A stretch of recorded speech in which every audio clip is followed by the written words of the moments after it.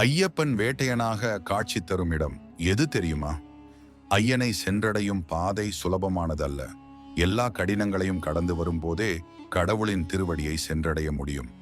சபரிமலை யாத்திரையில் முக்கிய இடமாக இருப்பது எருமேலியாகும். எருமை தலை கொண்ட அரக்கியான மகிஷியை ஐயப்பன் இந்த இடத்தில் சம்ஹாரம் செய்ததால் இவ்விடம் எருமை கொல்லி என்று பெயர் பெற்றது. பிறகு எருமேலி என்று மருவியது.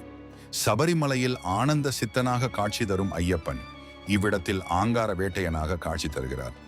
இவ்விரண்டும் முரணாக தோன்றினாலும் இதிலும் ஒரு தத்துவம் அடங்கியுள்ளது.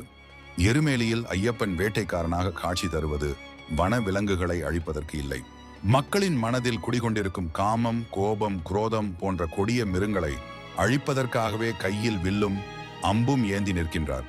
இந்த வேட்டையால் அறிவு சுடர் எழுந்து ஆணவம் அழிந்து சத்தியம் பிறக்கிறது. ஆணவத்தை எருமேலியில் அழித்துவிட்டு அதன் பிறகு மட்டுமே சபரிமலைக்குள் நுழைய முடியும். இதன் காரணமாகவே பெரிய பாதையில் ஐயப்ப பக்தர்கள் பயணம் செய்கிறார்கள். எருமேலியில் நடைபெறும் பேட்டை துள்ளலில் கன்னிசாமிகள் ஆடிக்கொண்டே செல்வார்கள். அச்சமயம் கன்னிசாமிகள் உடல் முழுவதும் சாம்பல், குங்குமம், பல வர்ண கலவைகளை பூசியிருப்பார்கள். இது சுவாமி ஐயப்பன் அரக்கியான மகிஷியை வதம் செய்து அதர்மத்தை அழித்து தர்மத்தை நிலைநாட்டியதற்கான ஆனந்த நடனமாக கருதப்படுகிறது.